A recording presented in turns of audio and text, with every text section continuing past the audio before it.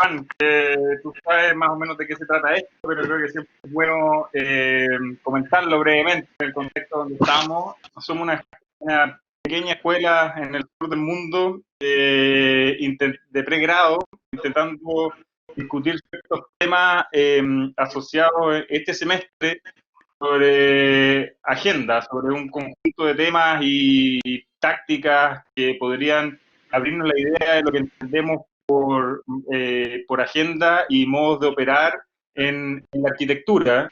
Nos parecía que era una excelente oportunidad para discutir esto y ampliar las ideas de la manera de operar en nuestra disciplina. Todos ustedes lo conocen, pero Iván López Munuera es académico, crítico y curador radicado en Nueva York. Su trabajo explora la intersección entre la cultura, la tecnología, la política y las prácticas corporales en la contemporaneidad y en un contexto global. Sus investigaciones han sido apoyadas por Princeton Institute for International and Regional Studies y el Canadian Center for Architecture. Ha sido profesor en la Universidad de Princeton, en la Architecture Association de Londres, la UTS en Sydney. Ha presentado su trabajo en diferentes foros académicos, entre los que destacan Association for Art History, Cornell University, la IA en Londres, Princeton University, Cooper Union, University of Virginia, Sussex University, MICA y SAM. Hoy Iván nos propone como título de su charla Celebración, Confusión y Duelo, la discotectura del VIH-Sida. Y el acto que puedo hacer y que probablemente todos leyeron, la escena Claver de Nueva York durante la década de los 80 generó una revolución arquitectónica donde emergieron nuevas formas de criticalidad, un ecosistema donde espacios, cuerpos, música y tecnología se unificaron para dar lugar a un tejido complejo de activismo político. Era todo fascinante y seguro así será, así que gracias Iván nuevamente y te dejamos que claramente queremos escucharte a ti, no a mí, así que un silencio, abrazo. Muy bien, bueno, voy a compartir primero pantalla para la presentación. Aquí estamos con el infinito, ya está. Bueno, antes de nada, agradecer, por supuesto, la invitación al ciclo de charlas Cultura Arquitectónica de la Universidad de San Sebastián y, por supuesto, a Ernesto y a Rafaela por hacer todo esto posible. Ahora no os peguéis un sobresalto porque va a sonar una música y enseguida volveré a hablar.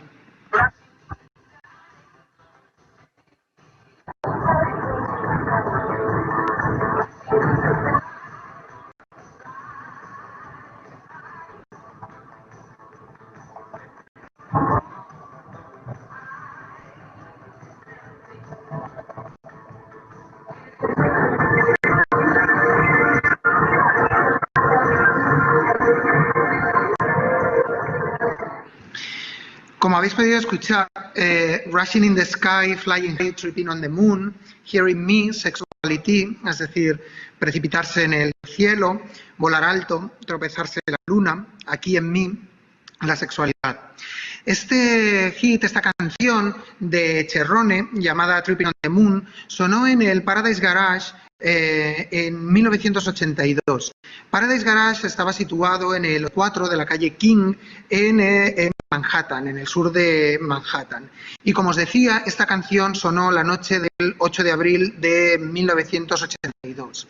Paradise Garage era una discoteca también conocida como Paradise Gay Rage, es decir, el paraíso de la ira gay o de la furia gay, precisamente por el componente activista que tenían todos aquellos clubbers, todos aquellos bailarines, todos aquellos habitantes de este club. Esa noche del 8 de abril de 1982 se había producido una fiesta llamada April Showers, lluvias de abril, organizada por Gay Men's Health Crisis para recaudar fondos en la lucha contra lo que en aquel momento se conocía como el cáncer gay o la plaga gay. Todavía no era conocido como SIDA, VIH, sino que se le solía conocer como GRID, Gay Related Immune Deficiency, es decir, inmunodeficiencia relacionada con lo gay. El 8 de abril de 1982, solamente en la ciudad de Nueva York, se habían detectado ya más de 300 casos y más de la mitad de esos casos habían fallecido. En el verano de 1982, un par de meses después de esta fiesta, GRID ha rebautizado como AIDS o HIV, es decir, como SIDA y VIH, VIH como el virus y SIDA como el síndrome, es decir, VIH, el virus de inmunodeficiencia humana, y SIDA como el síndrome de inmunodeficiencia adquirida, que, como os decía, se empieza a conocer de esta manera en el propio verano de 1982. Se había descrito el SIDA como una forma rara y letal de cáncer que afectaba principalmente a sujetos gays y que se manifestaba a través de principalmente dos afecciones. Una, la neumonía neumocistis, que era bastante extraña y que solamente se solía producir entre personas inmunosivas, y el sarcoma de Kaposi. El sarcoma de Kaposi era posiblemente la afección más visible del SIDA a través de la aparición de estos tumores púrpuras en la piel de las personas que convivían con VIH y que habían desarrollado SIDA. Para que os hagáis una idea, el sarcoma de Kaposi era tan raro, tan extraño, que antes de 1981 solamente afectaba a 2 personas por cada 3 millones. Por ejemplo, los archivos de cáncer de NYU, de la Universidad de Nueva York, solamente habían catalogado 3 casos de sarcoma de Kaposi para toda la década de 1970. Y sin embargo, en un año, en 1981, como os decía, solo en la ciudad de Nueva York había ya más de 300 casos. Como decía, este hit de Cherrone, Tripping on the Moon, lo puso François Kevorkian, que era el DJ esa noche en Paradise Garage, y François Kevorkian recordaba que había sido la única vez que había puesto este hit, este himno intergaláctico sexual, que era interrumpido de manera continua con gritos de los propios bailarines en Paradise Garage, gritando que la gente estaba muriendo a izquierda y derecha, que si bien había cierta celebración, no teníamos que olvidar que estábamos en medio, o que se estaba en medio de una epidemia, de una crisis epidemiológica que era letal para la mayor parte de las personas que estaban en aquel momento en Paradise Garage. Tanto es así que figuras que estaban aquella noche, como Keith Haring, autor de los murales que cubrían el Paradise Garage, que veis aquí en algunas de las fotos, Michael Brody, que era el dueño del promotor del Paradise Garage, Paul Popham, de Gay Men's Health Crisis, el organizador del April Showers, o Larry Levan, la estrella indiscutible del Paradise Garage, su DJ más famoso, morirían años después precisamente a causa del SIDA. Las discotecas, hasta ese momento, e incluso con posterioridad, se habían visto generalmente como espacios de alienación, espacios casi autónomos, desconectados, hedonistas, en los que realmente no se producía mucho activismo político. Pero precisamente la crisis del SIDA estaba demostrando que otra forma de entender lo político se estaba desarrollando en el interior de estas discotecas, de estos clubs, que había conexiones con el exterior de una manera continua, a través de estos gritos, a través de las personas que habitaban todo Nueva York y que iban noche tras noche también al Paradise Garage, y que se estaba generando también unas redes de familiaridad entre especies, entre humanos, entre virus, entre síndromes, entre enfermedades, entre regulaciones, entre políticas, que estaban dando forma a una nueva manera de entender también la política. Es decir, una serie de conexiones o un ecosistema en el que el virus, el VIH, convivía con huéspedes humanos que también se manifestaban a través de la música, a través de los espacios que las acogían, de las discotecas y a través de las políticas y las regulaciones que daban forma a la epidemia y que la epidemia en sí la pandemia estaba dando forma a su vez a la política.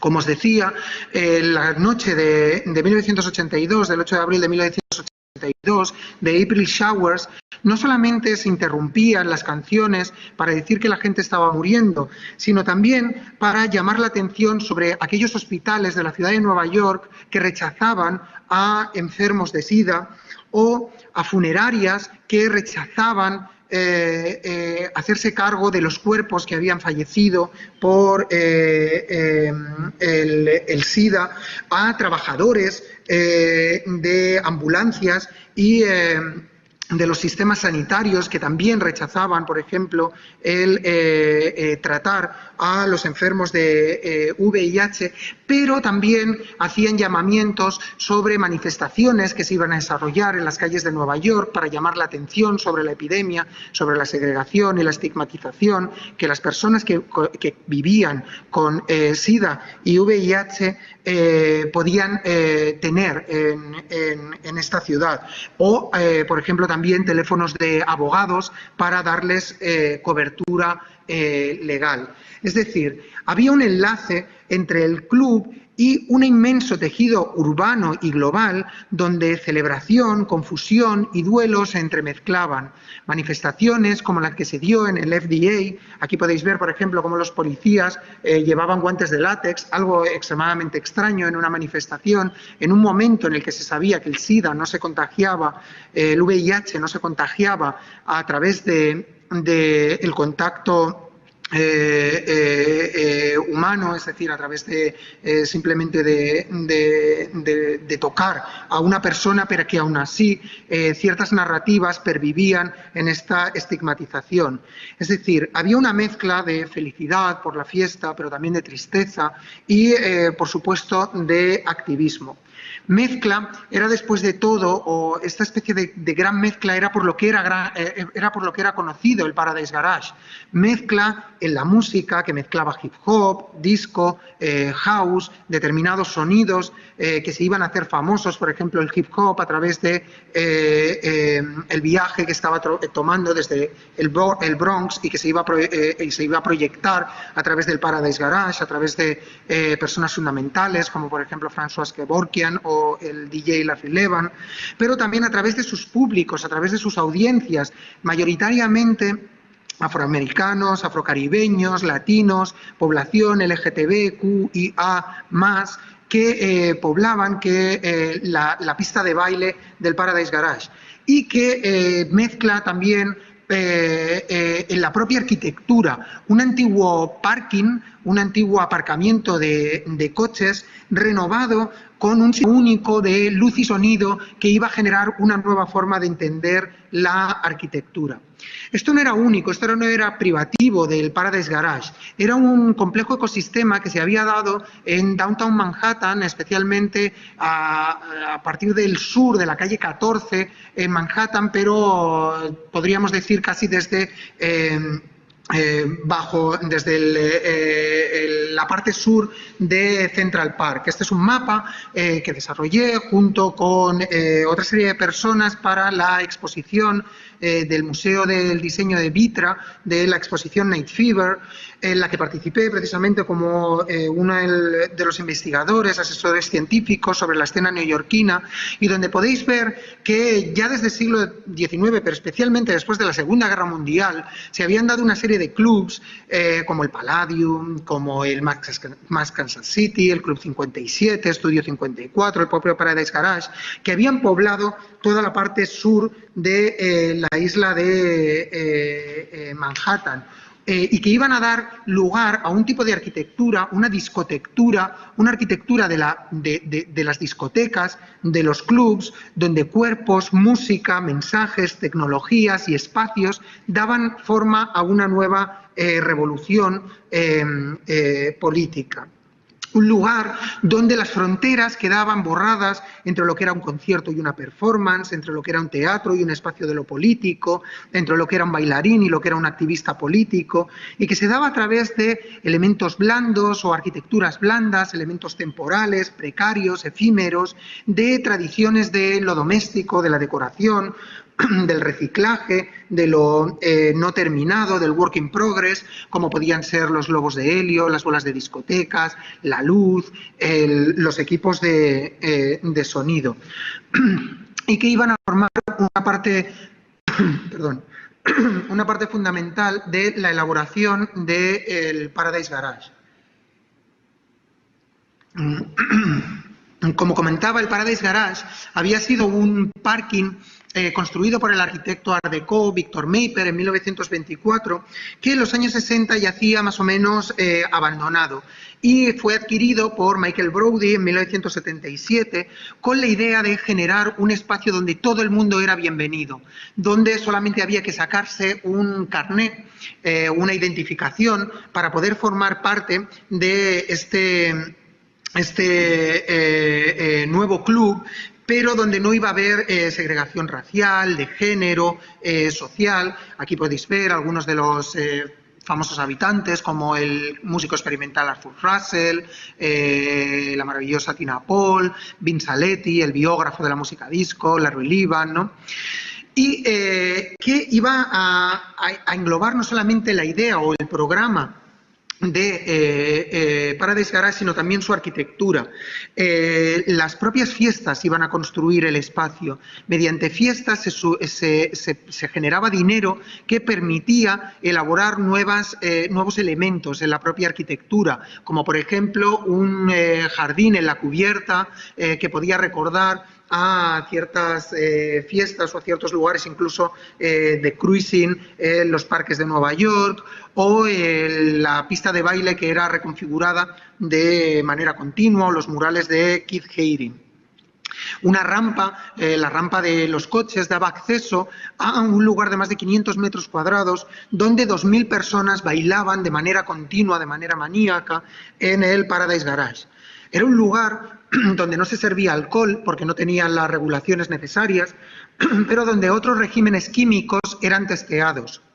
Por ejemplo, la cocaína y las anfetaminas en particular alteraban no solamente estos regímenes químicos de los habitantes, sino también la atmósfera del propio lugar, calentando los cuerpos y calentando el ambiente y produciendo, por ejemplo, un código de vestimenta donde todo era un poco veraniego, ¿no?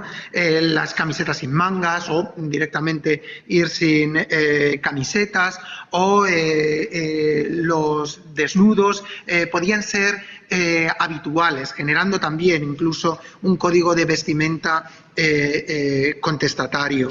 El sistema de sonido fue elaborado de manera específica para generar una acústica perfecta en este lugar, desarrollado por Richard Long and Associates, con algunos DJs como el propio Larry Levan, que iba a ser al final, de hecho iba a dar nombre a un sistema de bajos que luego sería reproducido en otras discotecas y en otros espacios, es decir, la discoteca como un laboratorio de experimentación acústica. Tenemos que tener en cuenta que Nueva York, después de la Segunda Guerra Mundial, pero especialmente durante los años 60 y 70, era un lugar casi desolado. Se le conocía el sur de Manhattan como el basurero de Nueva York, porque era donde la mayor parte de la industria se había producido, y durante los años 60 y 70 esta industria empieza a reubicarse en otros lugares de Estados Unidos porque los impuestos eran más bajos y también porque las arquitecturas de los espacios industriales se habían convertido en demasiado caros e ineficaces para la nueva industria pesada. Es decir, la industria había abandonado Nueva York y la población empieza también a abandonarlo por el sueño del suburbio americano, hasta tal punto que se hace famosa esta portada con una declaración que luego sería falsa del presidente Ford diciendo que no iban a ayudar económicamente a la ciudad de Nueva York y que la ciudad de Nueva York podía caer muerta. Es lo que vemos, por ejemplo, en las famosas fotografías de Thomas Truth del Soho neoyorquino, ahora famoso como destino del lujo, ¿no?, de las tiendas de Prada o de Louis Vuitton, pero que en aquel momento podéis ver cómo estaba realmente abandonado en los equipamientos públicos, sanitarios, etcétera, pero que sin embargo permiten, y que como decía era el lugar de las grandes industrias, era por ejemplo donde se hacían las máquinas de coser Singer, pero que como eran espacios industriales en altura, de una manera bastante, o sea que solamente podían acoger cierta industria ligera y no podían acoger buena parte de la nueva industria que se estaba produciendo en los años 60 y 70, se ven abandonados y al mismo tiempo bajo una amenaza continua de derribo para construir una autopista que iba a conectar New Jersey con Brooklyn. Sin embargo, una serie de artistas y de gente o de gente relacionada con el arte o con las industrias culturales, empieza a encontrar que las rentas mínimas por estos espacios les pueden permitir también generar otro espacio de arquitectura. Es revelador en este sentido el artículo de Nancy Foote publicado en Artforum en 1976, que es se podría traducir como la apoteosis del espacio de lo cutre, en el que esos espacios que habían sido espacios industriales se empiezan a valorar por su propia estética, es decir, instalaciones vistas, espacios abiertos, y al mismo tiempo empiezan a generar también otro tipo de programas híbridos, es decir, lugares donde se podía habitar, donde se podía vivir y al mismo tiempo podían ser espacios donde se podía producir una performance, donde se podía producir un cine, donde se podía producir una galería artística. Es el lugar que va a originar la obra también de muchos artistas que conocemos, como Gordon Matta Clark, como James Mellon, en el que, como decía, estas tuberías, estos cutouts, estas industrias, incluso elementos industriales que eran reconfigurados para un caso específico, podían generar también otro tipo de arquitectura.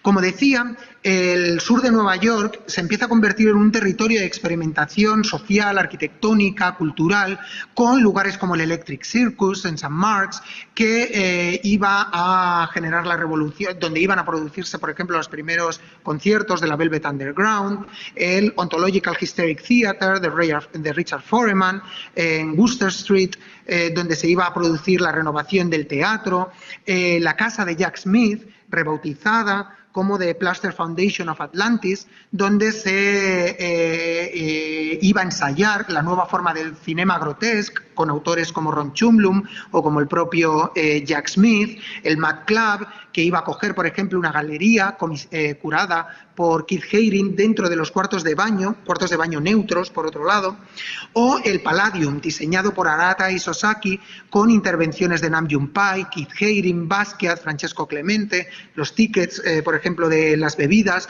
diseñados por Andy Warhol, que iba a suponer el epílogo de esta revolución arquitectónica, así como la multitud, como decía, de lofts, bares como el GBGB, donde se iba a inaugurar el neopunk de grupos como Blondie o como los Ramones, o las diversas factories de Warhol, donde todo el mundo podía ser una estrella al menos por 15 minutos. Pero esta estrategia ad hoc, que se iba con espacios encontrados, que se iba reconfigurando en la propia discusión o en la propia disputa de los elementos encontrados, reconfigurados para dar cabida a esos nuevos ideas o esos nuevos elementos que se iban produciendo, van a ser también va a permear esta estrategia ad hoc también en los activismos políticos que se van a dar durante la época de los 70 y de los 80, y especialmente con la crisis del SIDA, con grupos como ACT UP, como Grand Fury, que van a recoger las tradiciones de lo asambleario, del activismo, de lo que se conocía en aquel momento como las ligas homófilas, pero también de las luchas por los derechos civiles, de los grupos antirracistas, por ejemplo, y siempre con esta estrategia del work in progress, de la asamblea, de la comunidad, que van a generar, de hecho, una comunidad específica para tratar de encontrar representación, estos grupos marginalizados, estigmatizados, en un momento marcado por la Guerra Fría y por las políticas de Ronald Reagan. Van a confrontar la idea de la política entendida como un sistema vertical, es decir, una política de partidos, y que el partido va generando una serie de directrices que la gente va aceptando para optar por un modelo horizontal de discusión, asambleario, de disputa, con una gran visibilidad, y donde se recogían precisamente disputas de representación de grupos que tenían que ver con raza, que tenían que ver con género, que tenían que ver con migrantes y con, como decía, estos cuerpos racializados.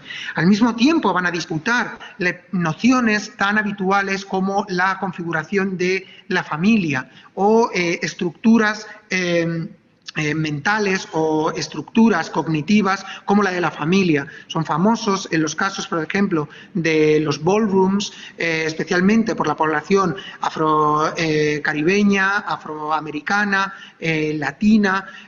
Van a establecer esta serie de casas, las houses, House of Extravaganza, House of Ninja, House of Balenciaga, que se recogen, por ejemplo, en el documental de Jenny Livingston, The Paris is Burning, donde se establecen casas, hogares y familias que confrontan la idea de la heteronormatividad de una familia formada por un padre, una madre, con unos hijos, es decir, una familia consanguínea, para establecer una familia elegida que discute términos de identidad y de activismo político a través de elementos como, por ejemplo, pueden ser el voguing. Esto es una de las últimas fiestas de voguing que se dieron en el Palladium, precisamente en Nueva York. Y van a tener incluso también sus propios medios de comunicación, tomados muchas veces del activismo político, como el samizdat, el agitprop o la propaganda de agitación política, típica, por ejemplo, de la Revolución Rusa, a través de los flyers, de los fanzines, porque si no encontraban representación en los medios habituales, los periódicos, las televisiones, incluso los organismos institucionales, a través de estos flyers, de estos fanzines, de estas fiestas, van a encontrar también un nuevo sistema de información. Como decía, a comienzos de los años 80, cuando se produce la fiesta de April Showers, había un momento realmente de confusión en torno a qué era exactamente el VIH y qué era exactamente el SIDA. El CDC, el Center for Disease and Control and Prevention de Estados Unidos, el Centro para Enfermedades y Control de Epidemias de Estados Unidos, cataloga a comienzos de los años 80 como 4 grupos especialmente afectados por la epidemia y también como origen de la epidemia, lo que denominan las 4 Hs, que van a ser los homosexuales, los heroinómanos, los hemofílicos y los haitianos. Esto, que luego se demostrará que era falso y que venía a través de ciertas pervivencias en los discursos, en las narrativas, de estigmatización de los grupos más frágiles de la población de Estados Unidos, va a estigmatizar de manera inmediata a todos estos grupos. Hasta tal punto que Ronald Reagan no mencionará ni siquiera la palabra SIDA hasta 1985, un momento en el que más de 25.000 personas estaban conviviendo o habían muerto por VIH y SIDA solamente en Estados Unidos. Y, sin embargo, decían que no lo consideraban como algo importante para las legislaciones de Estados Unidos porque no había afectado a la población general todavía. En 1988, es decir, 7 años después, cuando más de 3 millones de personas habían sido ya afectadas por el SIDA-VIH, la revista Cosmopolitan decía a sus lectores que no debían preocuparse por el SIDA porque no tenía por qué afectar a los lectores de Cosmopolitan si tenían una vagina saludable, lo que quiera significar vagina saludable, o mantenían relaciones sexuales normales, lo que quiera decir relaciones sexuales normales. Es decir, el SIDA era también un elemento de producción cognitiva, de estigmatización de diferentes grupos que afectaban a ciertas partes de la población. No es que el SIDA fuese una epidemia o una plaga gay, como se esforzaban en decir los medios de comunicación, sino que la comunidad queer lo tiene que hacer suyo para luchar, por un lado, por la estigmatización y, por otro lado, para dar información, dar protocolos de anuncio, protocolos profilácticos, de cuidados entre la comunidad y entre todo aquel que había sido afectado o que estaba conviviendo con el SIDA-VIH. Hasta tal punto llega la estigmatización que doctores como el doctor Yehudi Feldman, que era el encargado de enfermedades venéreas en la ciudad de Nueva York, dice que el SIDA, el VIH, posiblemente pueda ser transmitido a través de las tuberías de las saunas y los baños públicos, sobre todo donde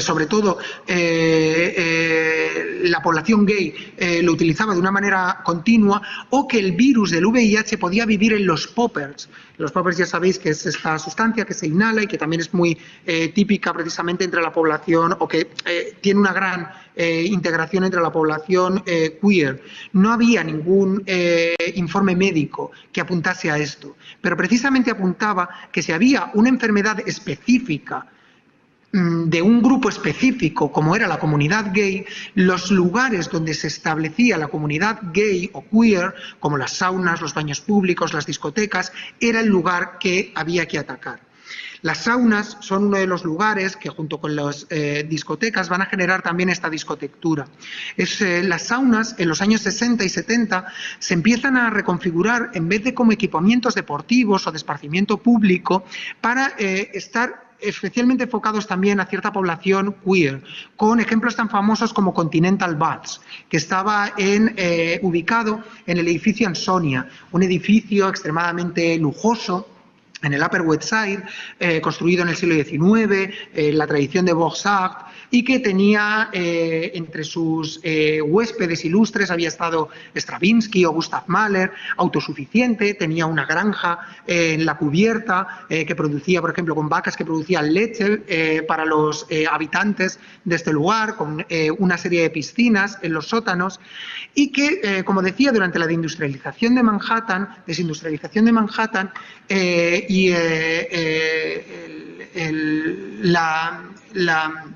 la huida de la población de Manhattan, va a bajar las rentas y van a ser ocupados también por otro tipo de población que busca precisamente en la ciudad otro tipo de comunidades. Va a ser comprado por Steve Ostrow en los años 70 para convertirlo en un espacio fluido multisexual, donde había conciertos como el de Bette Midler, que empezó su carrera precisamente aquí, mientras en las saunas los diferentes habitantes podían generar un sentido de comunidad y al mismo tiempo, por supuesto, también mantener relaciones sexuales en muchos de los lugares privados de las saunas. Después de todo, tenemos que entender que no había lugares, la legislación prohibía que hubiese lugares específicamente gays o queer en la ciudad de Nueva York. Había una legislación que exigía que por cada 3 hombres debía haber al menos una mujer en cada uno de los lugares y si no sería cerrado por escándalo público. O, por ejemplo, que los propios, sobre todo las personas disidentes de género, si llevaban más de 3 prendas correspondientes a su biogénero, es decir, un biohombre que llevase 3 prendas correspondientes a biomujer, podía ser detenido también por escándalo público. Las saunas, este tipo de lugares, sin embargo, escapar al escrutinio público y al mismo tiempo, como decía, generar un sentido de comunidad. El propio DJ Nicky Siano decía: éramos tan traviesos con nuestras toallas, haciendo cruising y, bueno, slapping each other dicks. Era como una gran orgía, ¿no?, en este lugar. Como decía, este sentido de comunidad que permeaba en esta ciudad casi de interiores fue atacado duramente durante la crisis del SIDA por doctores como Yehudi Feldman, instituciones médicas, pero también instituciones políticas, exigiendo el cierre de todos estos lugares, como aquí podéis ver, por ejemplo, la carta que envió el alcalde Ed Koch en Nueva York, exigiendo el cierre de St. Mark's, algo que no afectó al resto, por ejemplo, de baños o de saunas turcos, por ejemplo, o de gimnasios poblados especialmente por la población que se autodesignaba como heterosexual. Las saunas, las discotecas, generaron esta idea de, como decía, de discotectura, que tienen uno de sus orígenes precisamente en el Electric Circus que antes os mencionaba. El Electric Circus era la antigua Casa Nacional polaca que Andy Warhol decide, junto con Paul Morrissey, alquilar durante una serie de meses para reformar y dar cabida a lo Exploding Plastic Inevitable, que eran los conciertos de la Velvet Underground. Aquí lo podéis ver, estaba ubicada en St. Mark's, muy cerca precisamente de St. Mark's Baths. Aquí lo podéis ver precisamente en uno de los dibujos de la famosa Factory Superstar, Ingrid Superstar, donde podéis ver a Andy Warhol, a Lou Reed, a Maureen Tucker, a John Cale y a todos, a Nico, en las escaleras del Dome. Andy Warhol, de hecho, este es el único proyecto arquitectónico de Andy Warhol. Él funcionó como arquitecto bajo el nombre Andy Architect Trademark, es decir, marca registrada. Por supuesto, Andy Warhol, marca registrada. A mediados de los años 60 va a ser reformado por Sir Mayev Van Geismar con la idea de convertirlo en un espacio semisólido donde el sonido y la luz iban a ser tan importantes como los aspectos tectónicos, siempre moldeados a través precisamente de esta especie de intervenciones blandas. Una de las características de estas discotecas es que precisamente eran estos espacios interiores, donde la fachada era prácticamente escondida, donde era una fachada oculta, donde realmente lo que importaba era lo que se producía en el interior. Life Magazine va a decir del Electric Circus que era una trituradora mental, donde el espectador y los bailes y lo que se producía era tan importante como la arquitectura. Hasta tal punto va a ser importante y va a cambiar de tal manera el panorama arquitectónico y la historia de la arquitectura, que cuando una serie de arquitectos italianos, entre los que se encontraban los miembros de Superstudio, de Archizum, Pietro de Rossi, Fabriziumi, viajan desde la Universidad de Florencia a Nueva York con la idea de estudiar Frank Lloyd Wright, los grandes maestros americanos, el organicismo americano, por pura casualidad van al Electric Circus porque se habían enterado que había unos conciertos y se quedan absolutamente alucinados. Vuelven recuerdo que estaba en los archivos precisamente del CCA viendo algunos de las cartas que enviaba Alessandro Poli a otros miembros de Superstudio y decía, ¿pero qué estamos haciendo? Nuestros proyectos de fin de carrera no puede ser otro museo, otra reforma en la galería de los Uffizi. Tenemos que hacer discotecas. Y de hecho los primeros diseños de Alessandro Poli, Superstudio, Archizum van a ser discotecas o que van a ser conocidos como los Pipers. O los Pipers, por ejemplo, famosos de Turín, de Milán, de Piero Rossi, con las famosas lámparas de Bruno Munari, que van a configurar este espacio multisensorial donde se proyectaban películas, música, conciertos, todo al mismo tiempo. Esto es otro origen, precisamente, de esta discotectura, se hallaba al sur de Long Island, muy cerca de Manhattan, en Fire Island, que es esta estrecha banda de tierra, esta especie de pequeña península muy conectada a través de un ferry con Long Island. Era un espacio natural en el que veraniego, que no era tan exclusivo, tan caro como los Hamptons, ni era tan popular como Coney Island.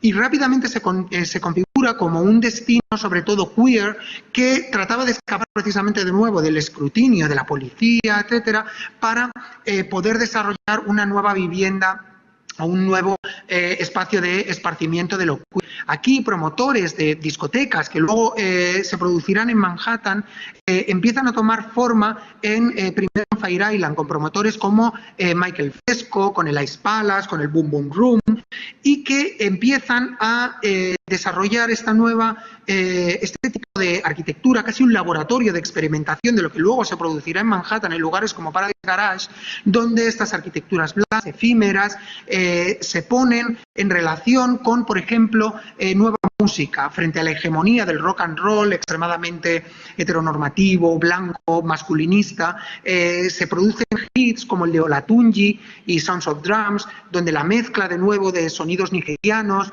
con otro tipo de cuerpos, con otro tipo de afectividades, con incluso otro tipo de vestimentas, como podemos ver, empiezan a dar pie a una nueva forma de recomposición social, donde la segregación racial, que formaba parte de muchos de los clubs de Manhattan en los 60, como Interdit, que era eminentemente blanco, es contrastada en los espacios de Fire Island. Donde estas vestimentas, estos regímenes químicos, estos espacios de cruising, esta peluquería, este maquillaje, todo esto va generando otro tipo de activismo donde el maquillaje también puede ser político y donde se inventa incluso la figura del DJ, porque si hasta entonces cuando tú ibas a un club simplemente era un listado de canciones que se ponía casi como en una jukebox y la gente bailaba o no en relación a esa música, de repente se empieza a configurar esta idea del DJ que interactúa con los bailarines, es decir, lo que la pista de baile, ver cómo reaccionan a un single, a otro, va cambiando generalmente esta lista donde se empieza donde las ideas de postproducción empiezan a cobrar forma, donde el single frente al álbum empieza también a cobrar importancia y donde generalmente también incluso se empiezan a inventar, no solamente Fire Island, sino también en otros lugares como el Bronx, las ideas del scratch y de otras tecnologías que pueden habilitar una nueva manera de entender también la música. Tradiciones, como decía, playeras, la decoración, las banderas, los globos, que luego van a formar parte de Gallery, Danceteria, de Loft en Manhattan.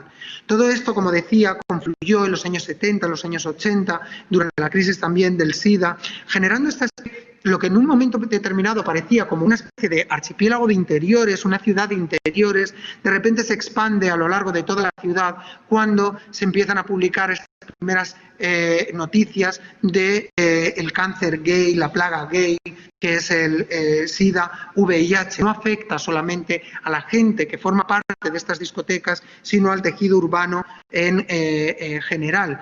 Y la idea de la estigmatización, de la invisibilización de estos cuerpos va a ser contrastada rápidamente con otros regímenes de visibilidad, como por ejemplo son las acciones de Grand Fury o con el famoso póster de silencio igual a muerte.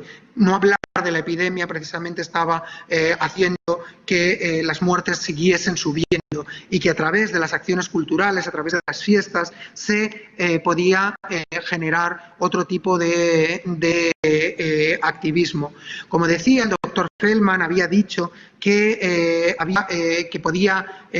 el VIH podía evitar las tuberías, los poppers, que suponían un riesgo biológico. Este es uno de los primeros pósters que el doctor Fred Valentine, encargado de NYU, de Bellevue Hospital, empieza a detectar con los pacientes que venían a la unidad de cáncer con sarcoposis, neumonía, neumocystis pneumonia o con otras enfermedades o con infecciones, opportunistic infections, y que empiezan a generar también otros regímenes de circulación en los propios hospitales de Nueva York, que rápidamente también van a ser contrastados a través de acciones, por ejemplo, como el KIN, es decir, todas estas personas que empiezan a besarse en el Hospital de St. Vincent para reclamar la afectividad como un activismo de lo político, pero también para demostrar cómo a través de los besos no se contagiaba el VIH.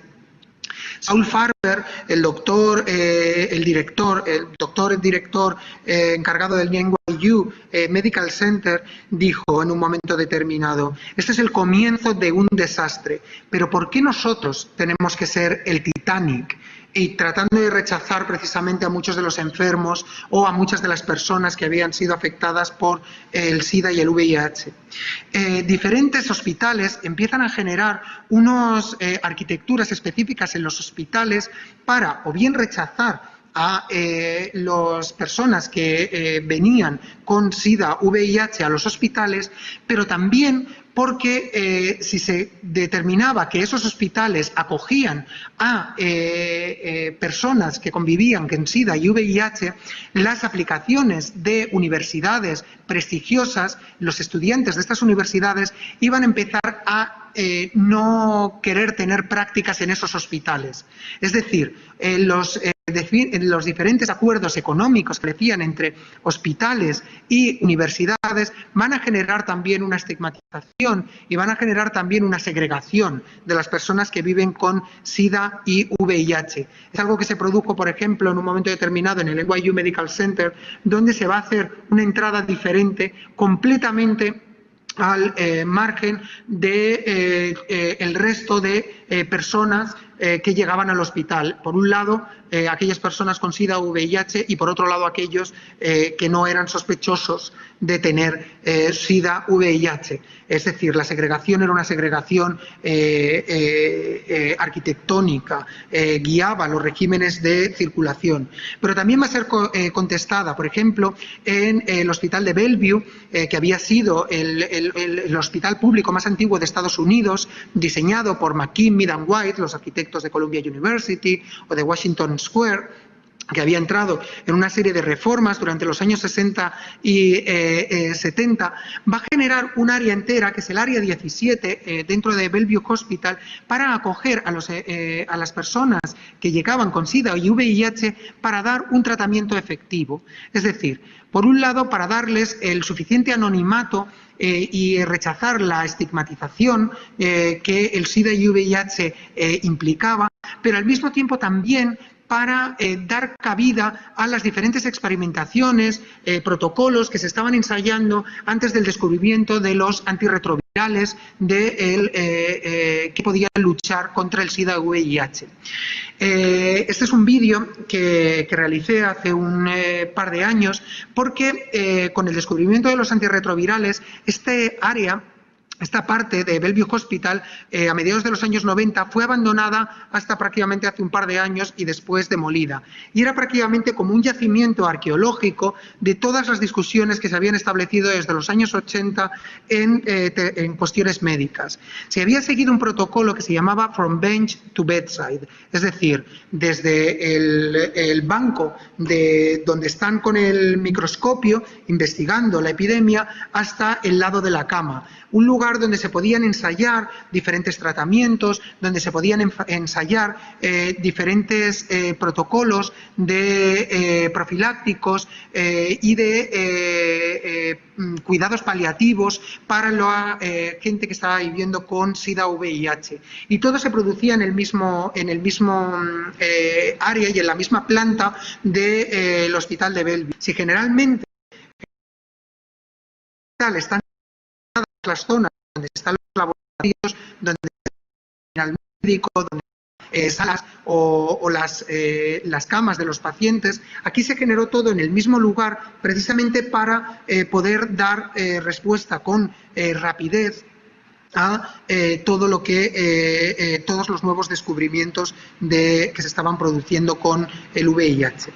Es decir, la arquitectura del VIH y del SIDA es un complejo ecosistema que fue innovador políticamente, arquitectónicamente y socialmente, que se estableció entre un ecosistema, entre agentes no humanos como el virus y infraestructuras como los poppers, como las tuberías, las discotecas, entre diferentes arquitecturas como las saunas, como las discotecas y entre diferentes performatividades, como son los afectos, como son las creaciones de diferentes comunidades afrolatinas, afrodescendientes, LGTBQIA+,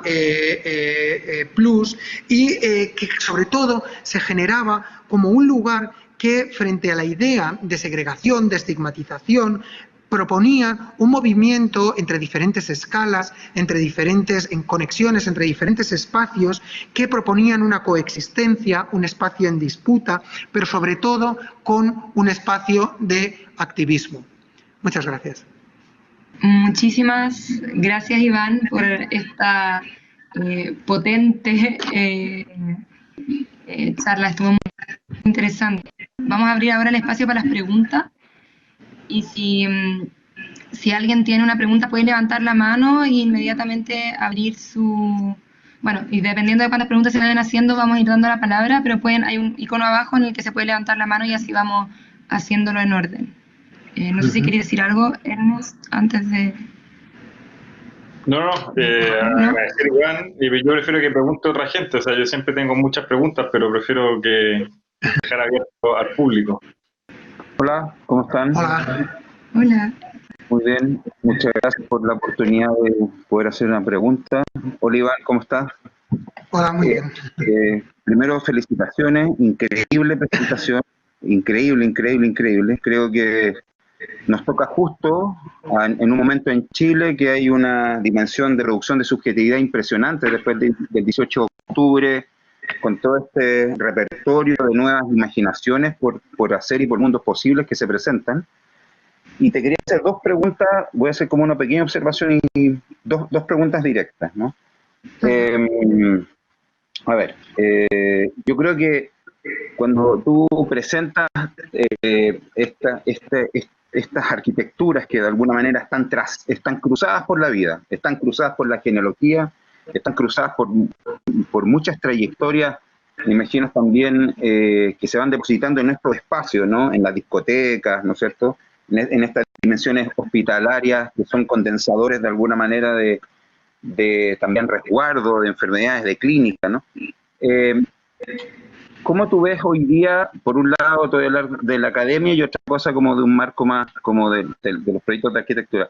¿Cómo tú ves hoy día que la academia, de alguna forma, podría recoger como estrategia de subversión, para no transformar esto en una estética participativa, que se ve súper bonito, pero en el aula no se subvierte nada, siguen siendo muy jerárquicas las relaciones, y de alguna manera hoy día en las dimensiones de pandemia, bajo la modalidad de esta presencia que se difiere, son siempre horizontales como estamos ahora, ¿no es cierto? Esto ya lo conversamos antes, ¿no?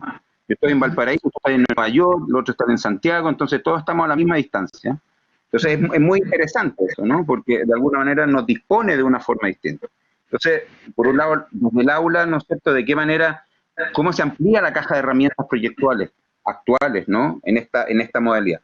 Y lo segundo, que lo siento muy de adentro, creo que es bellísimo lo que presentaste, porque presenta un modo posible de reflexionar críticamente desde la arquitectura, ¿no? O sea, no son plantas cortas y elevaciones siempre, sino que evidentemente hay una exposición de un relato, de una genealogía, insisto, de una trayectoria que no sé si va a caber en arquitectura en los términos convencionales. Entonces, ¿cómo tú ves hoy día esas distintas formas de participación que son desde el activismo y que de alguna manera son recogidas por la arquitectura y hacen aparecer de otra forma, de otra estética, ese mundo posible que tenemos al frente, ¿no? Haraway, Stengers, ¿no es cierto? Desde Latinoamérica también, pues, Sueli Rolnik, Silvia Rivera Cusicanqui, ¿no es cierto? Que no son solamente referentes anglos, ¿no? Sino que también desde Latinoamérica tenemos bastante que hacer. Son estas dos preguntas. Y nada, felicitarte de nuevo y muchas gracias a la Rafaela y a Ernesto por la oportunidad. Bueno, muchas gracias por la observación y por las preguntas, porque realmente yo creo que dan la clave también como de muchas de las cuestiones que yo mismo me hacía incluso desde el comienzo de mi investigación, porque creo que una de las cuestiones como fundamentales es que precisamente, por ejemplo, se había visto muchas veces, tampoco te creas que muchísima, pero hay cierta literatura, por supuesto médica, relacionada con el SIDA o VIH, desde el punto de vista de la historia del arte, también se ha recogido desde el punto de vista de la sociología, pero claro, había una cosa que realmente me resultaba extremadamente llamativa, y era que cuando entrevistaba, por ejemplo, tenía ciertas visiones como de tú a tú con gente que había formado parte de todo este momento, como a través de los archivos, la arquitectura era fundamental, el urbanismo era fundamental, y sin embargo, desde el punto de vista de la arquitectura no había nada. Realmente no había habido, no se recogía nada, incluso cuando había ciertas investigaciones relacionadas sobre todo con queer studies, relacionadas con espacios de lo cruising, etcétera, iban sobre todo a ciertas ideas de visiones sobre todo gays, blancas, middle class, y perdonad por la horterada de decirlo a veces en inglés, pero es que es simplemente porque a veces me sale, porque precisamente hablando de emancipación debería hablar también en otros términos, perdonad. Por esto, porque además es cierto, para mí es tan importante Silvia Rivera Cusicanqui, Pedro Lemebel, por ejemplo, sí, Pedro Lemebel, Donna claro. Haraway o Isabel Stengers en la redefinición de lo político. Y creo que por un lado la arquitectura ha tenido tradiciones para el análisis del régimen de los regímenes de circulación, para el análisis de la configuración de urbanismos, de segregación de espacios, también de control, por supuesto, y que la arquitectura como disciplina podía decir mucho en la discusión sobre epidemias y sobre activismos políticos. Es decir, no es que, para mí creo que la idea fundamental es que no es que el SIDA conformase o diese forma a la arquitectura, sino que la arquitectura también daba forma al SIDA. Por eso lo decía en un momento determinado, como realmente era como esta especie como de gueto gay, o como de repente se establecían determinadas infraestructuras en determinados lugares de la ciudad. Es decir, era algo que era mutuo. Y en las cuestiones de lo político lo mismo, de las estéticas, ¿no? Como había un gran hincapié en la idea de cómo Gordon Matta Clark a lo mejor interviene en ciertos lofts, o Donald Judd, pero también cómo esa arquitectura genera también la obra de Donald Judd o de Gordon Matta Clark en general, y por no hablar de performers, cineastas, etcétera.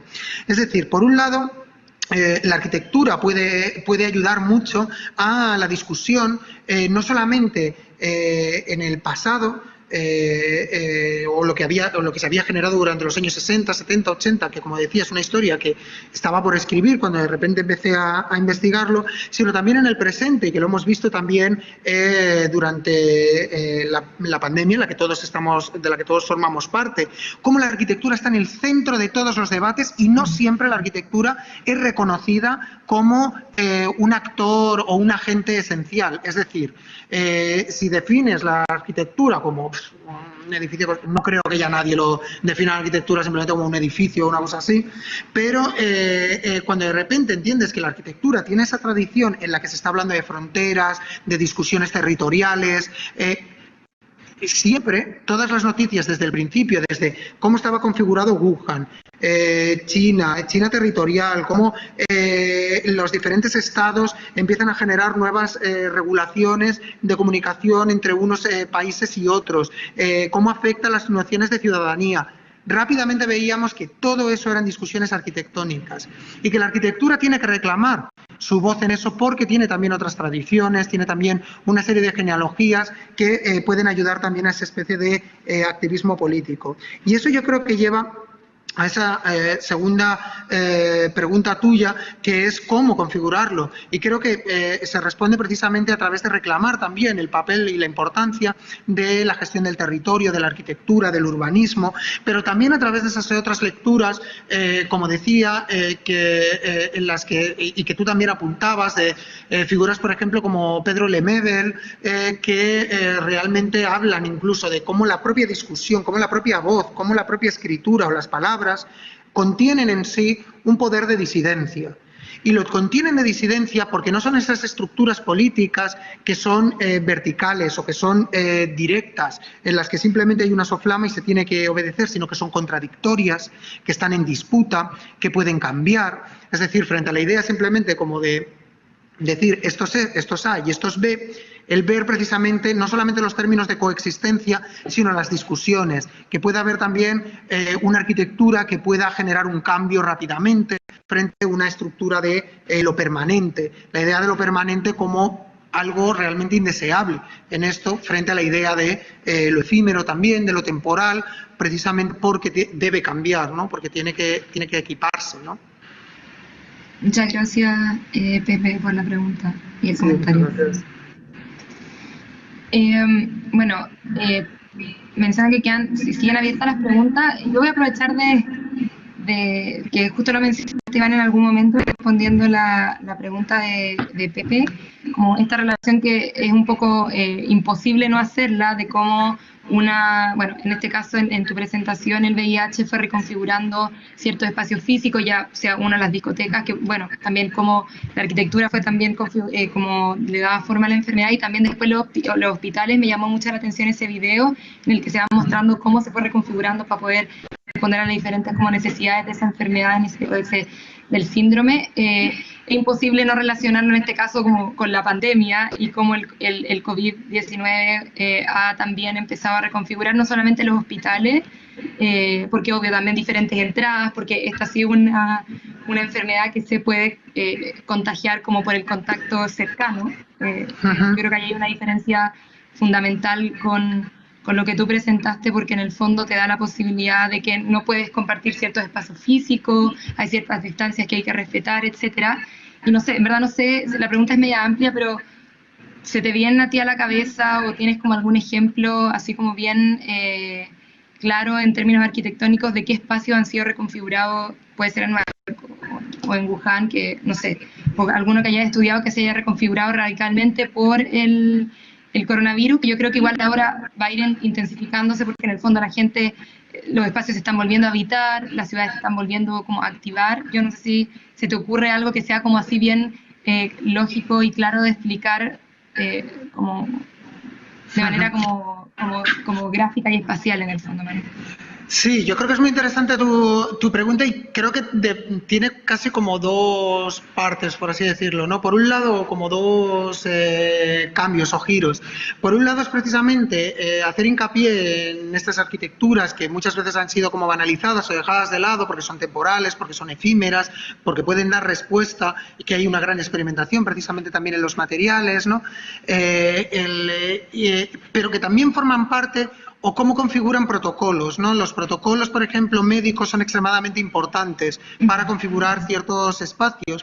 Y es bastante interesante cuando de repente hablas con la comunidad médica y no son conscientes de la importancia, que si le dieran más importancia muchas veces también a la propia arquitectura o a las propias discusiones de lo arquitectónico, podrían ver que hubiera funcionado mejor. Es decir, yo recuerdo cuando hablaba con Fred Valentine, estamos en los años 80, es decir, ya se han dado como todas estas experimentaciones como de Archigram, Cedric Price, pero claro, la comunidad médica ni siquiera tenía como acceso o información sobre todas esas experimentaciones y al final lo entendían todo casi como en arquitecturas que lo más temporal que les podía parecer era un tabique de pladur, porque de repente se podía cambiar como fácilmente y era como, bueno, ya, pero es que hay toda esta tradición y decían, claro, si lo hubiéramos conocido, tal vez podríamos incluso haber experimentado más y hubiera sido más rápido, más económico y mucho más efectivo en la configuración de esto.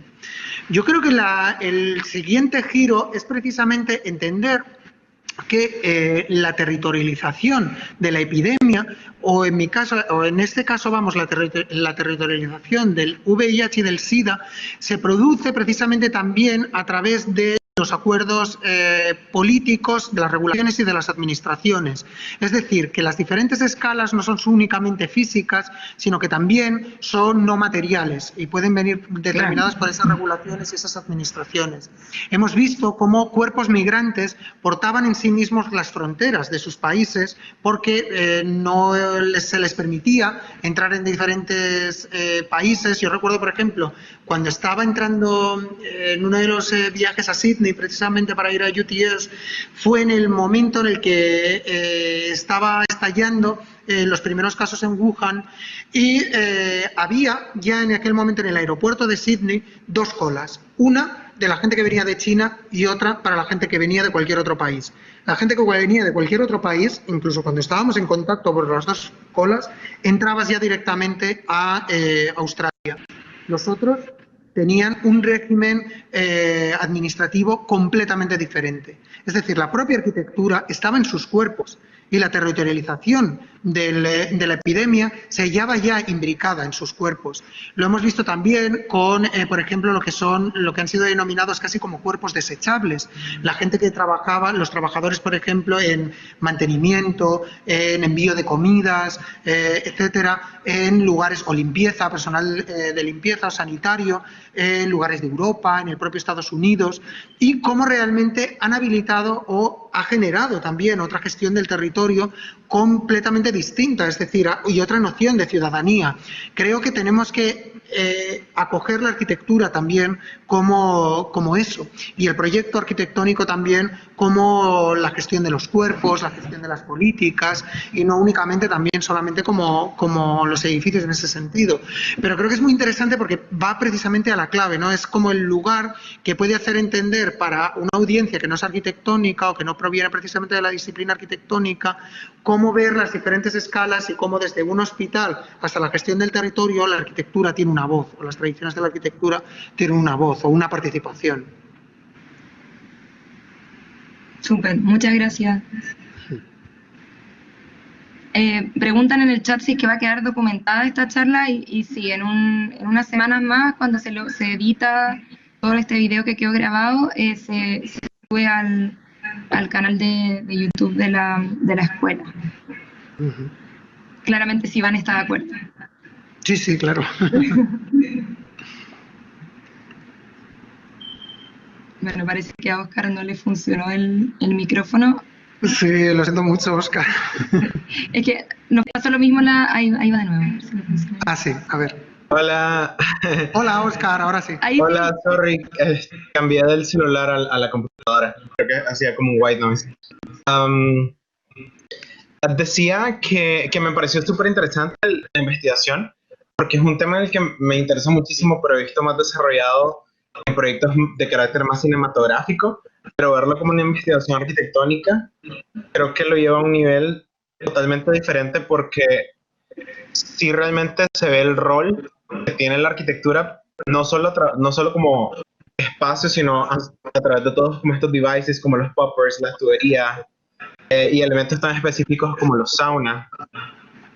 Y creo que me hace pensar un montón en la relación entre la epidemia del VIH y claro, la pandemia con el coronavirus, pero la forma en la que este tipo de espacio comienza a ser de una forma estigmatizado, porque de una u otra forma el virus es transmitido por actividades humanas que se producen en estos espacios. Y en el caso del coronavirus creo que hemos visto como todo este cambio o reestructuración de la función que le damos a diferentes espacios y de cómo tenemos que comportarnos en espacios públicos, en espacios privados, y con el uso de todos como estos objetos prostéticos como las máscaras o el sanitizer. Y creo que me surge la pregunta de si hay una relación de este tipo también dentro de la investigación que realizaste con la epidemia de VIH, con estos espacios que fueron estigmatizados por ser como estos conductos en los que se adquiría el virus. Y si pasó algo como lo que está pasando ahora con los espacios con el COVID-19, en el sentido de que tal vez no se cerraron, pero tipo había un protocolo totalmente diferente en cómo mantener relaciones sexuales en los saunas o en las discotecas o todo esto. Bueno, absolutamente. Muchísimas gracias por la pregunta. Por un lado, claro, una de las grandes situaciones dramáticas con el cierre, por ejemplo, de las saunas, era que precisamente era el lugar, las saunas, los baños públicos, las discotecas, donde era uno de los lugares determinantes en la información o en la gestión de la información. Había de manera continua, y recuerdo precisamente hablando con miembros fundacionales de ACT-UP, como Mark Harrington, como Peter Staley, decían cómo tenían información en esas saunas que ni siquiera muchas veces podían estar en los hospitales sobre sexo seguro o utilización de profilácticos, si de repente descubrías o cuáles eran los primeros síntomas, etcétera, cómo realmente habían habilitado un sistema de información que no podía encontrarse en otros lugares. Entonces realmente por eso fue tan dramático que realmente lo cerraron por un lado. Por otro lado, yo creo que precisamente con esta epidemia una de las cosas que hemos visto es cómo que la continua o la pervivencia de diferentes nociones sobre la salud o lo saludable que hay cuando se genera una epidemia. Por ejemplo, hemos visto cómo se vuelve a restituir esa noción del hogar como el espacio de lo seguro. Una definición del hogar que es una definición principalmente heteronormativa, porque, por ejemplo, no contiene aquellas personas que carecen de hogar, que no contiene, por ejemplo, a los cuerpos migrantes o a personas que no encuentran el hogar como un espacio de lo seguro, víctimas de violencia machista, trabajadoras del sexo y trabajadores del sexo, inmunosupresivos, personas que no tienen coberturas familiares. Es decir, desde el inicio y todavía lo vemos, como es lo de quédate en casa, estarás seguro. Esa noción es una noción muy determinada que debemos combatir, porque realmente lo que hace es hace una estrategia de segregación que es exactamente la misma que la que hacía la revista Cosmopolitan en el año 88, diciendo no tienes por qué preocuparte, tú no vas a estar, no vas a tener que vivir con SIDA o VIH, porque generaban una visión de lo que es normal, de lo que es aceptado, y una visión o una política de todo aquel que no recaía en esa definición, ¿no? Y creo que es importante seguir combatiéndolo porque son, de nuevo, en el sentido o en el contexto de esta charla precisamente, son construcciones también arquitectónicas, donde la arquitectura tiene mucho que decir. La configuración de la casa o del hogar es precisamente también un lugar que ha sido muy contestado en muchas de las genealogías y de las tradiciones de la arquitectura, y que deben ser puestas en valor, y por lo que me resultaba a mí importante poner en valor las genealogías o las tradiciones de las aulas, de las saunas, de las discotecas, etcétera, porque la construcción de genealogías produce también un proceso de emancipación y de activismo. No sé si he Gracias, contestado. Jan. Sí, buenísimo. Otra cosa que puedo rescatar de lo que había dicho que me pareció súper interesante es que la diferencia entre los protocolos desarrollados hace 40 años, ahora, tiene mucho que ver también como con toda la estructura heteronormada.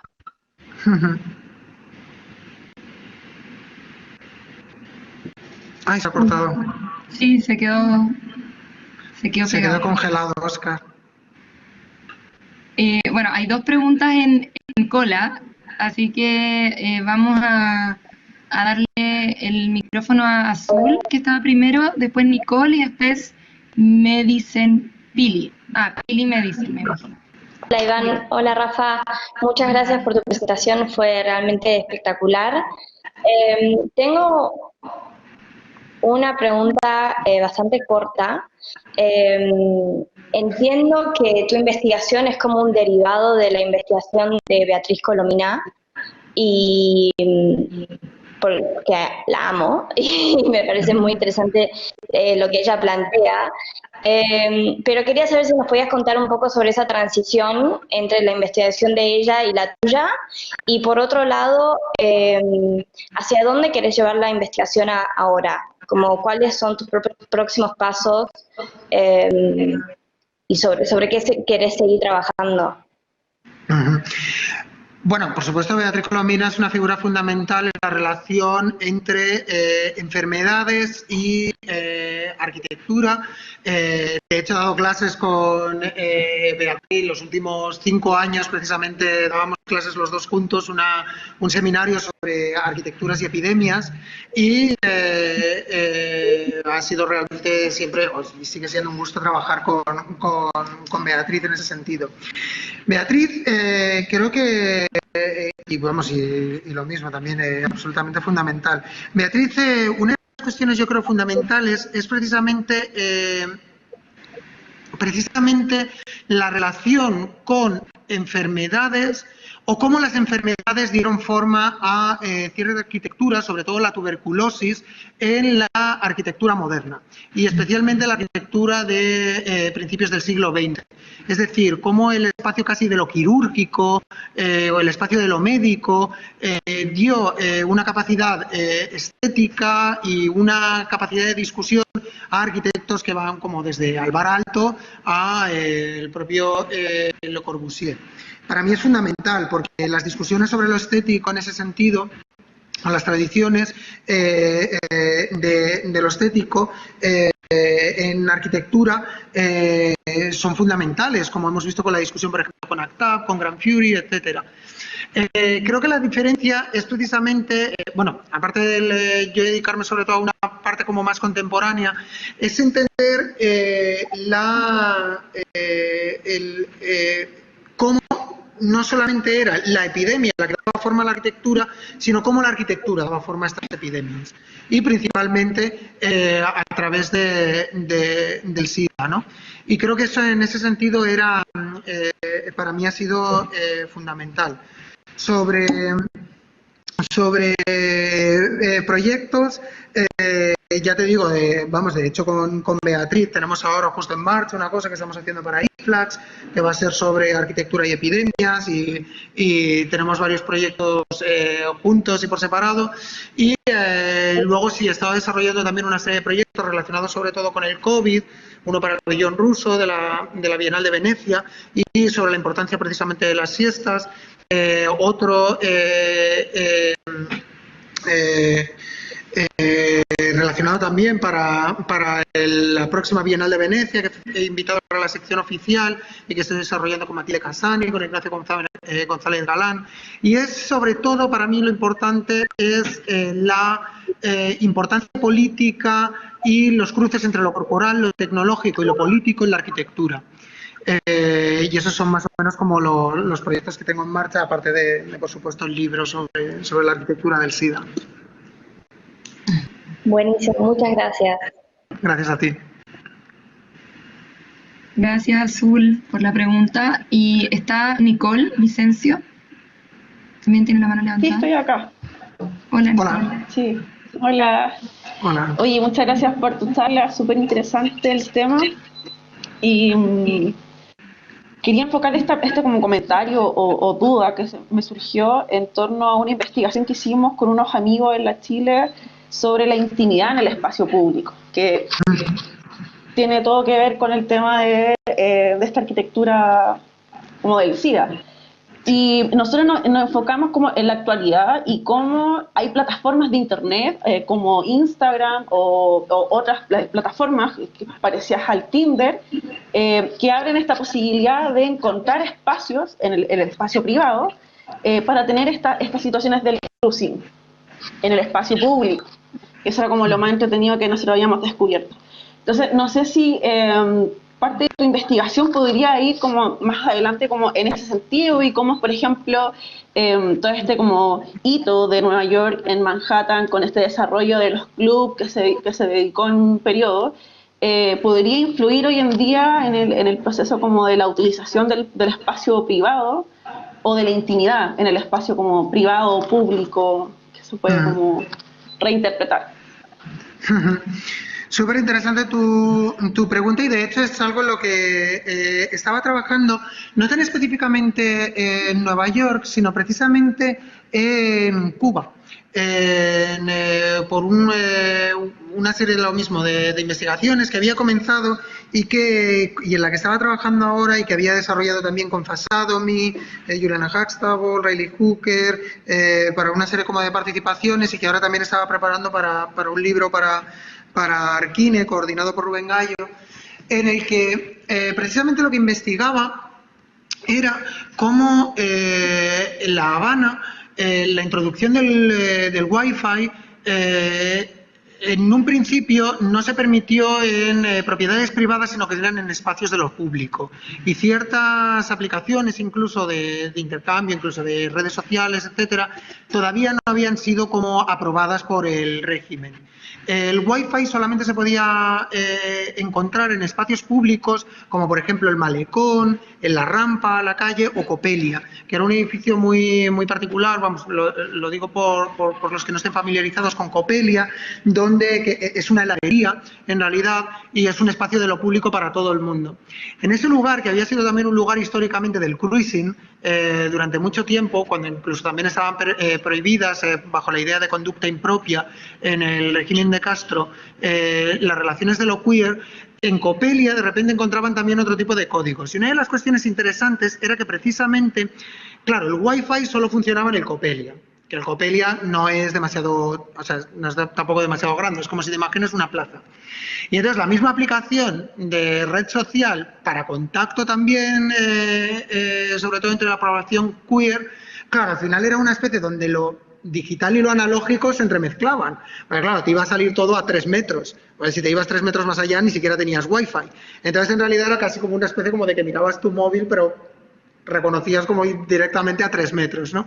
Y era un espacio que a mí me interesaba mucho precisamente porque, claro, era donde lo digital y porque si de repente muchas veces, como hemos visto aquí, lo digital puede permitir el acceso desde diferentes lugares del mundo, desde de repente Valparaíso, Santiago, Nueva York, España, etcétera, de conexión, también hay una brecha también, tecnológica que hace una exclusión en determinados lugares. Y eso era una cosa que también, por eso había dicho también en un momento determinado con las discotecas, que muchas discotecas de Nueva York se basaban, y bueno, y todos tenemos esa experiencia, en la exclusión, ¿no? De que llegas a la puerta y básicamente tu código de vestimenta, lo que sea, y te quedas fuera. Es decir, no solamente como un espacio feliz de celebración, sino también de segregación y de exclusión. Y ver precisamente los lugares de la exclusión en lo tecnológico y las confluencias entre lo analógico y lo digital en los intercambios de cualquier tipo, me resultaban especialmente sugestivos en un lugar precisamente como en La Habana. Y colaborando precisamente con algunos de los activistas que allí están en La Habana, de repente veías de nuevo otra vez cómo la arquitectura, la gestión del territorio, el acceso a las infraestructuras, de repente tenía una visión fundamental para la construcción de una comunidad y de una red de afectos, después de todo. Sí. Gracias. Gracias a ti. Gracias Nicole por la pregunta. Hay dos preguntas más. Está Medicine Pili, que me imagino que es Pili Medicine. No sé si está por ahí.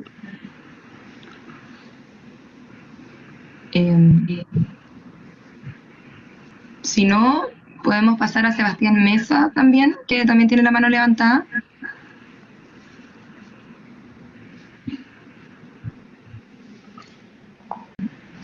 Ah, ahí está. Ya, perfecto. Están los vi a los dos, así que el primero que pueda abrir su micrófono y preguntar, ideal, y si no, bueno, eso, ahí. Hola. No sé si me ven. Hola, ¿cómo estás, Iván? Muy bien. ¿Qué tal? Ya, oye, maravillosa la charla y tengo que partir confesando algo. Yo no soy arquitecta, soy Muy bien. infiltrada en este encuentro. Soy gestora cultural y periodista y he trabajado casi toda mi carrera en el ámbito de las artes escénicas y ahora en museos. Así que agradecerte por estos espacios y agradecerle a ustedes también que nos permiten poder tener estos cruces también de contenidos que finalmente van más allá de la disciplina misma de la arquitectura.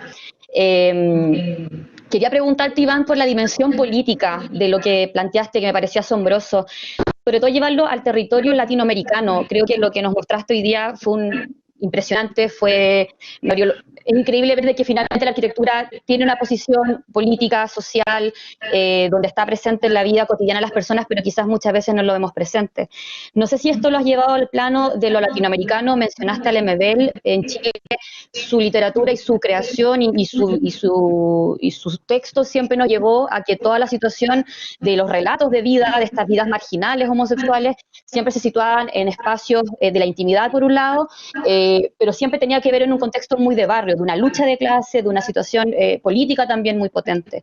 Además, acá sucedió que a inicios de los años 90 se incendió una discoteca en Valparaíso, la discoteca Divine, que fue un caso que quedó sin resolverse, donde vemos efectivamente una vez más que son espacios de resistencia, espacios de una vida íntima que se ve trastocada, que se ve violentada.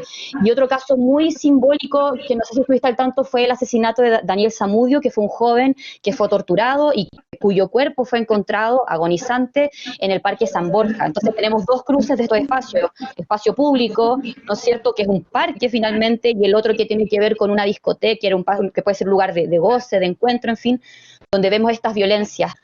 De alguna manera, y bueno, Lemebel finalmente también es una voz, o fue una voz donde hablaba mucho de esto. ¿Qué has visto tú o qué potencialidades hay para también desentramar todos estos relatos de la arquitectura y el espacio en relación a las comunidades queer desde ese lugar, en relación a lo que también investigaste, en lo que nos mostraste hoy día? Sí, creo que es una pregunta fundamental. Precisamente una de las cosas que más me interesaban de Lemebel es que, claro, Lemebel lo que nos plantea es que contar simplemente ya la historia es hacer un activismo político, es generar un proyecto, y eso es algo fundamental también en la audiencia arquitectónica, porque muchas veces se ha analizado cuando de repente se hace, por ejemplo, historia de la arquitectura, que es como de, bueno, pero es la historia, pero, o cuando de repente se ha descrito una situación, incluso en un proyecto, de repente dicen, bueno, sí, pero ¿cuál es la propuesta? Y es como de, la descripción es la propuesta en sí. Porque lo que planteaba precisamente Lemebel es, si no hemos tenido, que es en la tradición de los queer studies, del feminismo, de luchas por los derechos civiles, raciales, si no hemos tenido acceso precisamente a contar la historia y a tener acceso a una historia, contarla es ya en sí algo activista. ¿Por qué? Porque se ven precisamente las exclusiones, se ven las marginalizaciones, se ven precisamente cómo está construida y quién escribe la historia y de qué manera. Entonces, contarlo, y contarlo precisamente desde esas afectividades y desde esos lugares que habían sido desestimados, porque eran espacios de lo banal, ya sean discotecas, o espacios de lo femenino, como los interiores, o espacios de lo alienante, ¿no? Como podía ser simplemente alterar los regímenes químicos y bailar durante toda la noche, podían generar también otras ideas o otras maneras de construir una comunidad, una historia y un posicionamiento de lo político. Creo que tienes toda la razón cuando hablabas, y perdonadme, porque claro, obviamente no estoy tan familiarizado con la situación chilena, pero una de las cosas que veíamos es que te encontrabas muchas veces cuando he presentado estas investigaciones mucha gente de repente dice, bueno, pero es que esto es una cosa como del pasado. El SIDA es una cosa del pasado, la homofobia es una cosa del pasado, ya tienen como ciertas coberturas legales, y es como de, bueno, obviamente muestras un gran desconocimiento, porque no lo es. Hay muchísima gente, ahora mismo en Estados Unidos, 1 de cada 2 afroamericanos de la comunidad LGTBQIA+, vive con SIDA o VIH, algo que ni siquiera se producía a mediados de los 90. Y tiene que ver precisamente con el acceso a una cobertura sanitaria universal. Tiene que ver precisamente con ciertas construcciones de la masculinidad. Y tiene que ver también con simplemente acceso a tratamientos, a protocolos, etcétera. Es decir, es algo que pervive, que vive en muchas partes e incluso en ciertas democracias. Hace 2 días fue también el aniversario de la muerte de Matthew Shepard, que es precisamente un caso muy similar al que tú contabas, y que deben seguir estando, y que ves precisamente en el ataque a Divine, pero el ataque también a la discoteca de Miami, por ejemplo, hace un par de años, o a diferentes discotecas hace nada también en el Cairo, en Estambul, bueno, en España, en Estados Unidos, como son lugares también abrasivos políticamente, simplemente por lo que significan. Y lo que hacen ver es que la visibilidad de los cuerpos, y por ejemplo la transfobia, que todavía continúa, la visibilidad de un cuerpo hace precisamente que esa visibilidad sea ya un activismo político. Y dar posibilidad de una mayor visibilidad a otros colectivos, a otras voces y a otras historias es ya en sí otro activismo. Es una forma de generar también activismo, ¿no? Y que por eso digo que está en las tradiciones, por ejemplo, del feminismo, cuando de repente empiezan a elaborar una genealogía de ha habido todas estas precisamente mujeres artistas en un momento determinado, o biomujeres artistas, y no ha habido todas estas precisamente por la exclusión de la academia, por la exclusión de los marcos cognitivos, y todo eso precisamente es lo que genera también un proceso de emancipación o una posibilidad emancipatoria. Pero sí, vamos, de hecho me encantaría poder estar más familiarizado y saber más precisamente del contexto chileno en ese sentido. Gracias. Gracias a ti.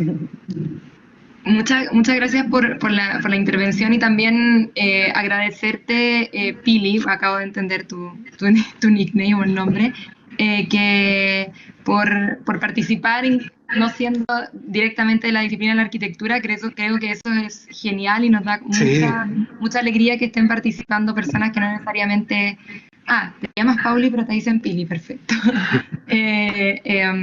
No, nos parece súper interesante que se empiecen a cruzar las diferentes disciplinas en torno a una charla que viene de una escuela de arquitectura, pero mientras más personas participen de otras disciplinas, mejor aún, creo yo. Sebastián, creo que tenía también. Sí, Sebastián Mesa, esta es la última pregunta que tenemos. Hola, ¿me escuchan? Sí.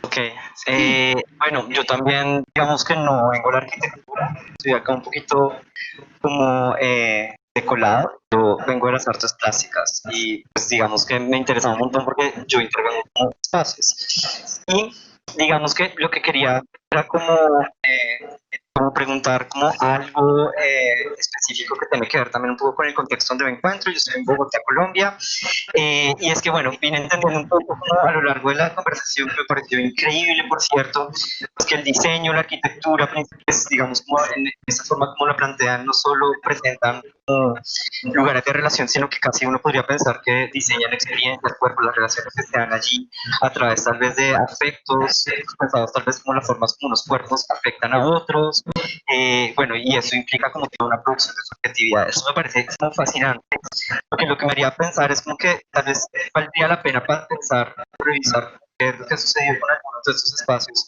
en términos pues de esta situación de pandemia. En el caso de Bogotá, los saunas y lugares de encuentro básicamente desaparecieron, quebraron, y varias de las zonas donde digamos que históricamente se habían ganado un montón, digamos, de espacios públicos y lugares como seguros, barrios que se habían llamado los barrios gay de Bogotá, básicamente ahorita están cubiertos por polisombra y van a ser proyectos, digamos, de renovación. Esto, digamos, que me llama mucho la atención porque pues, yo justamente me encuentro en un proyecto que busca pensar la idea de patrimonio cultural de sectores sociales LGBT. Y la pregunta que quería hacerles es como, sobre todo después de todo lo que han enunciado, que para mí ha sido súper interesante, es si bien esos lugares, estos edificios y las relaciones que se construyen en ellos pues, producen una producción cultural, ¿no? ¿Cómo podría abrir o plantear una discusión sobre patrimonio cultural en vez de memoria? Un patrimonio cultural que le sea propio, digamos, a unas comunidades o a unos sectores sociales específicos, teniendo en cuenta que esta idea de patrimonio pues, se enmarca dentro de una construcción de nación mucho más amplia y que reúne, pues digamos, un montón de lógicas puestas allí, pero digamos, tanto que hay como unas preocupaciones por una revisión histórica, por una incursión dentro de los discursos, por, digamos, esta revisión de esos marcos cognitivos excluyentes o epistemológicos académicos que solo se centran en lugares específicos. También me llamaría mucho la atención pensar cómo desde la arquitectura puede aparecer eso. Tal vez desde las artes ha habido un avance que, pues, digamos, tal vez habría que volver a revisar. Tiene que ver, pues han mencionado el trabajo de Pedro Lemebel, también está vinculado al de Pancho Casas, digamos que en el caso, Iván, si quieres contactarte con Pancho, que todavía está vivo y bien, pero podría pasar el dato. Cuando yo estoy en ese colectivo, Gallegos del Apocalipsis, con las que, digamos, interviene Chile en la dictadura, pero además, digamos que en el caso particular de Colombia está artistas como Miguel Ángel Cárdenas o Miguel Ángel Rojas, que en los años 70 revisan todos estos teatros que funcionaron como lugares de cruce y encuentro en Bogotá. Digamos que ya había ahí, digamos que eso se entiende luego como obra de literatura y ahí se constituye un patrimonio, pero ¿cómo hacerlo desde la arquitectura? Sobre todo cuando uno puede pensar esto en el lugar de lo patrimonial y que, pues, que seguramente aborda el tema de la memoria y los revisiones a los que seguramente pues, se hacen alusión en esta charla. No sé si soy muy elocuente con lo que he dicho, si tiene como algún lugar o algún sentido, pero sí quería como poner como la discusión. No sé si quieren comentar como algo o muy explico lo que dije. Sí, yo creo que, o sea, muchas gracias por tu pregunta. Bueno, lo primero a decir, o sea, por supuesto, como en principio está organizado por la Escuela de Arquitectura, por eso estaba como dando mayor hincapié como a la arquitectura en general, pero todos los cuerpos son más que bienvenidos y a ver si voy a estar hablando de cierta promiscuidad y fronteras borradas y transversalidad y no lo vamos a aplicar precisamente con otros backgrounds. Y precisamente viendo cómo la arquitectura también había tenido unas intervenciones muy distintas con otras disciplinas, otras maneras de entenderlo y que al mismo tiempo habían ampliado la visión tanto de la arquitectura como del arte, como de la producción cultural en general. Eso por un lado. Me parece súper importante lo que dices de casi como de la conservación del patrimonio en algo que es tan importante como esto. Creo que la respuesta es múltiple y variada. Por un lado, yo recuerdo, por ejemplo, que, claro, había un ejemplo casi como paradigmático en un momento determinado, que era el Palladium. El Palladium, que estaba en la calle 14, está diseñado por Isozaki, que en arquitectura es Isozaki, es decir, el premio Pritzker, una de las figuras más reconocidas o más valiosas en cualquier historia de la arquitectura. Colaboraciones con Nam June Paik, Keith Haring, Andy Warhol, etcétera, en el mundo del arte, extremadamente reconocido. Muebles de André Putman en el mundo del diseño. Es decir, todo estaba extremadamente, todo tenía un valor extraordinario, por así decirlo. Sin embargo, cuando cerraron la discoteca, porque también era en el pico de la crisis del SIDA, cuando cerró la discoteca lo compró la Universidad de Nueva York, NYU, y lo demolieron para construir un gimnasio, básicamente para un equipamiento deportivo para la universidad. Claro, es algo que es extremadamente llamativo, porque de repente es como ya el edificio en sí, con las obras de arte que tiene en sí, es mucho más valioso que cualquier otra construcción que fueran a hacer. Es decir, es mucho más valioso que muchos de los museos que habitan el propio Estados Unidos. Sí, lo enfocas a un valor económico, pero claro, yo recuerdo cuando estaba entrevistando a Isozaki precisamente por ese proyecto, veías que había una gran previvencia, creo que todavía sigue habiéndolo, en ver espacios como las discotecas o espacios como ciertos espacios de felicidad extrema, por así decirlo, como lugares de lo banal o lugares que no eran importantes. Ni siquiera el Palladium solía aparecer en las monografías de Isozaki, a pesar de que para él era uno de sus proyectos más importantes. Pero al mismo tiempo también te hacía pensar que, claro, la preservación muchas veces del patrimonio no solamente debe ser el patrimonio físico, sino precisamente el patrimonio de lo colectivo y de lo comunitario. Lo que había hecho posible que estos edificios o que estos lugares, estas discotecas, estas saunas fueran importantes era por lo que en ellos se producía y el tipo de activismo político que se producía en ellos. Pero el edificio sí, claro que lo era, estéticamente, tecnológicamente, artísticamente, arquitectónicamente, como patrimonio.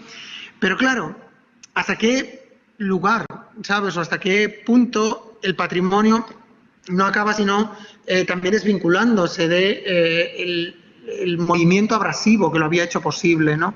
Y si no es más importante precisamente el poder conservar ciertas ideas de lo comunitario, ciertas ideas o ciertas comunidades o poder dar garantías o cierta cobertura a las personas que lo hicieron posible, a las comunidades que lo hicieron posible y mantener sobre todo el tesoro que estas personas supusieron o que estos activismos supusieron para la discusión de nuestro día. Hannah Arendt decía entre el pasado y el futuro que la conservación siempre tiene que ser una conservación comunitaria, una conservación de la disputa, una conservación de la confrontación, porque muchas veces no somos conscientes del valor que algo tuvo en su momento y solo es posible leerlo con posterioridad. Y tenemos que siempre mantener esa disputa, no solamente la ley o solamente el lugar donde eso se produjo, sino también las otras posibilidades que abre, las nociones de archivo que generan las historias orales, las experiencias personales que cada uno de ellos tuvieron, las estaciones médicas, las regulaciones, los términos administrativos y sí, por supuesto también las experimentaciones arquitectónicas. Pero sí. Gracias por la pregunta. No, muchas gracias por la respuesta. Creo, Rafa, que no tenemos recuerdo de tantas preguntas y de tantos lugares tan dispersos en el planeta. Así que es fascinante, insisto, aparte de lo complejo que ha sido todo esto para todo el mundo, es fascinante poder tener al menos este tipo de conversaciones. Lo cual es de una frescura tremenda para nuestra escuela y que creo que abre discusiones y abre conversaciones que por supuesto no vamos a terminar aquí y eso creo que es un regalo tremendo. O sea, la charla abre un montón de preguntas y que nos llevamos como para poder seguir en el fondo investigando y discutiendo. Así que gracias, Iván. Es un tremendo privilegio para nosotros escucharte y por todo lo que nos has comentado. Bueno, muchísimas gracias a vosotros y muchas gracias por organizar esto porque realmente ha sido estupendo poder compartirlo y por todas las preguntas y este ciclo tan fantástico que habéis hecho. Así que, nada. Muchas gracias, Iván. De verdad, estuvo muy interesante. Y por tu cómo respondías todas las preguntas, como todo muy claro. Muchas gracias. Aparte que fueron hartas, así que... Bueno, sí, el horario no nos da para continuar, porque dan ganas de seguir la conversación, pero de verdad, muchas gracias.